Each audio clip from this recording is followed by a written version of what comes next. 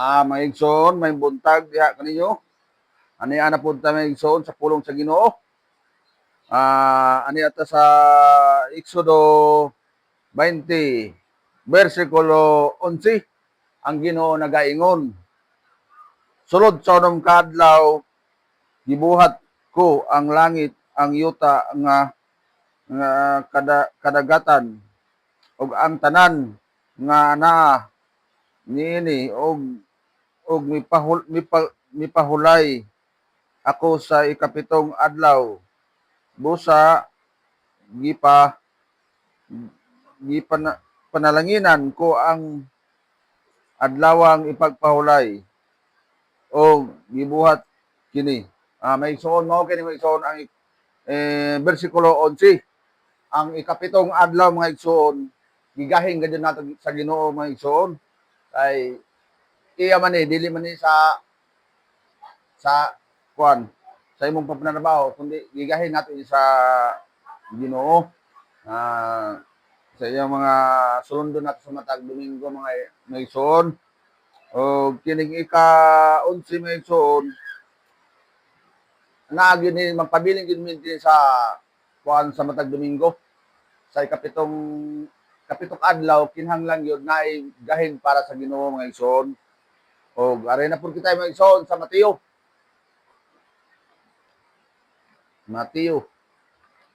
Mga igsoon. Asa sa kwanta. Dito sa kuan mga igsoon sa Mateo. Ay ito mga igsoon. Mateo.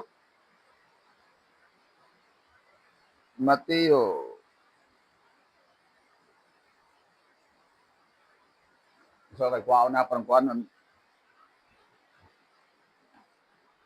Di naman ito makita yung mga igsoon at ato lang butangan ng kuan din nato sa slide mga igsoon din nato kuan din nato mataba mga hinay na palantaw. Arito sa Mateo.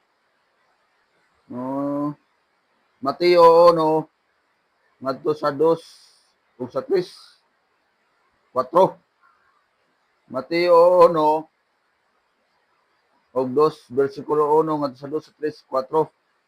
Mga igsoon nagaingon mga igsoon ang Ginoo. Ayaw ninyo hukmi ang uban aron dili kamo hukman sa Dios. Ayaw ko nimo dili nato pwede hukman anato isig katawo mga igsoon kay isa kana nga sayop sa atong Dios. Sa atong Ginoo. Ayaw hukmi ninyo ang uban aron dili kamo hukman sa Dios. Ang paghukom gayud sa Ginoo sa Dios gayud ang tanan pa nga paghukom mga igsoon.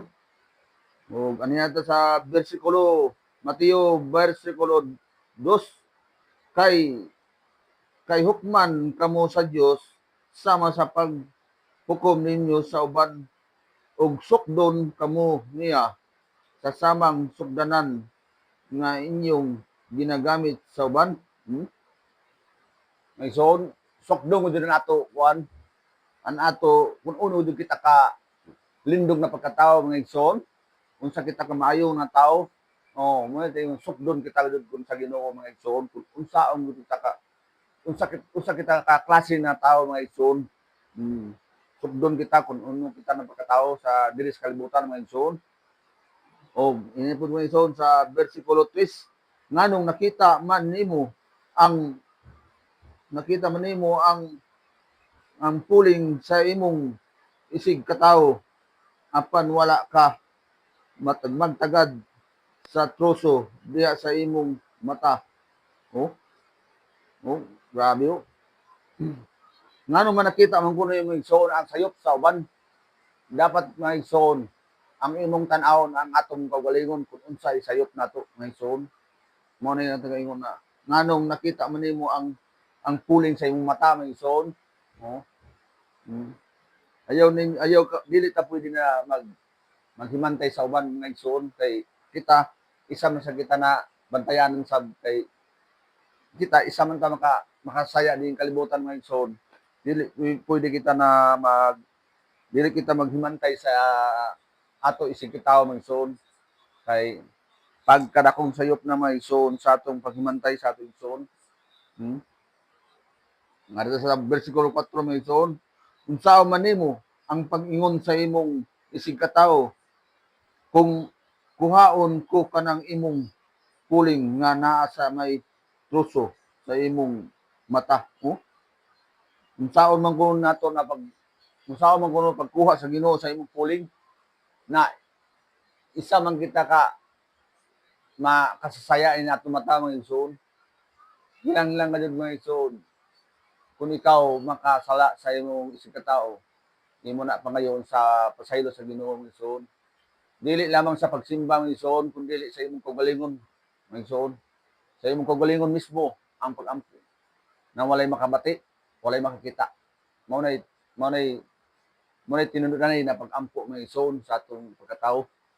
Dili lang kita sa simbahan magpakita, pakaron ingnon nga simba kay aron nga buotan makuha ang saya. Dili. Importante gid gihapon mga igsoon na kita gid magkuanta mga muyo ba sa ato pagalingon. Dili ingon na makaron ingnon ka na adto ka simba ka kay para makuha nimo saya, buotan ka ng pagkatao. Dili.